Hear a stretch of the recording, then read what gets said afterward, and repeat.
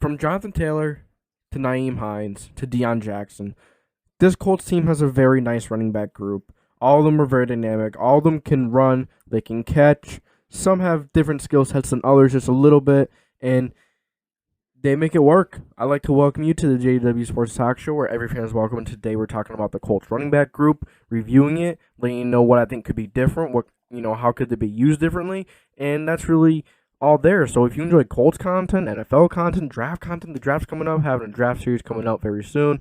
Make sure you like, subscribe, and put the post notification bell on so you don't miss any future videos. And we're going to get right into it. So, starting at the top, Jonathan Taylor. Everyone knows who he is. He had one of the best, he had an amazing season for a running back. He had one of the best years a running back can have. Can't really get much better than that year, even though there have been better seasons. But just saying, he had an amazing season. Everyone knows he's an amazing runner. He can catch out of the backfield. He can make a 2-yard loss into a 30-yard game. He can make a 2-yard run into a 70-yard touchdown, as we've seen many times. He had the most 10-yard rushes. He had some crazy stats. He had like 1,800 yards. He had like 18 touchdowns. Jonathan Taylor was a beast. Not much else really to say. His ball carrier vision is insane. He never falls on first contact. On the first contact, he always finds a way to fall forward. Amazing pass catcher. Makes the first guy miss, the second guy miss, and he's a dynamic back. And the Colts getting him in the second round, moving up with Cleveland, getting JT was an amazing idea. He really helped propel this team to a decent year. They expected much more, just didn't happen. But Jonathan Taylor was one of the huge reasons why that this Colts team was as good as they were. So, and then you move on down the depth chart a little bit. You have Nyhiem Hines. Nyhiem Hines is very dynamic. He's not as great as a runner as Jonathan Taylor, but he is damn near as close as a pass catcher. Nyhiem Hines is so dynamic in the pass game. Don't know why the Colts didn't use him more. The Colts just paid him, a 3-year, $21 million deal, $7 million a year, and he's a second running back, and why didn't you use him more? You paid him more, so why not use him? I get it that Jonathan Taylor had quite a damn year, but why not line up in more two-back sets and have Nyhiem Hines, be the primary guy sometimes? Have Nyhiem Hines go out of the backfield and catch one. I didn't see that enough. He did struggle in the special teams a little bit this year. He wasn't as great as a punt returner as we thought he was gonna be. From that year when Jacoby Brissett was a starter, towards the end of the year he really turned it on in returning punts and kicks, but he really didn't do as well, as good these past 2 years. He had that late season, emergence as a punt returner, but not much since then. And I like to see more. That fumble against the Bucs. Gotta talk about that because that's a huge moment, and he muffed the punt in a huge moment. So you gotta talk about that. But otherwise, in the run game, he's not a great in between tackle runner. He's not great in between tackles, but he's good. He's not like Jonathan Taylor. He's not amazing, but he's good. He's solid. He's not terrible. He's dynamic.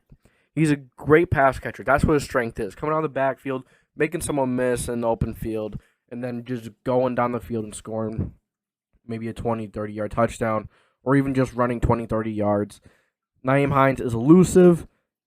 His ball carrier vision isn't amazing, but Hines gets the job done. And like I said in the pass game, he's an amazing pass catcher. Then you move on to Dion Jackson. There really is not much on him. There's not much to say about him, but he did come in that Texans game where we did shut them out. Dion Jackson came in, and he made some big plays. He made some nice plays. It might have been the Jets game that he came in a little bit too. I'm not sure. I don't remember. But nonetheless, I really liked what Deon Jackson did with the time that he had. He made some big plays in that Texans game. He made some nice plays. I believe he ran for a touchdown in that game. There's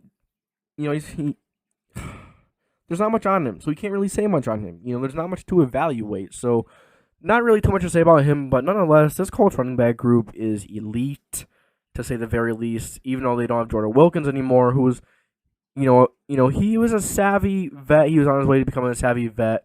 Not really an amazing player, but when he came in, he's got kind of back that change of pace back. They got like 2 or 3 carries once in a while, and he made the most out of those carries. Out of those carries, he he had so many 15, 20, even 30-yard runs. He had a lot going for him, but the Colts running back group was just too crowded.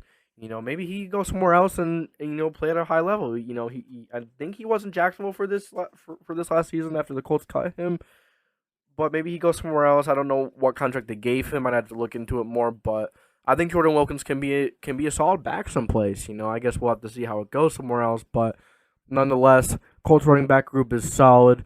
Jonathan Taylor, Nyhiem Hines, Deon Jackson, they're all dynamic. They're all dynamic playmakers. You gotta love them all. They do so much for this team, and I'm really excited for the future with these guys. So, thank you for tuning into the JDW Sports Talk Show, where every fan is welcome. And today, talked about the Colts running back group, and there's so much more coming. Draft content, some draft content coming. So much coming. So, I thank you for tuning in. Hope you all have an amazing day, an amazing night, or have a great day if you're watching this in the morning, whatever time it is at night. Have a great night. Thank you for tuning in. Make sure you like, subscribe, put the post notification bell on, and I'll catch y'all next time. This is the JDW Sports Talk Show, signing off.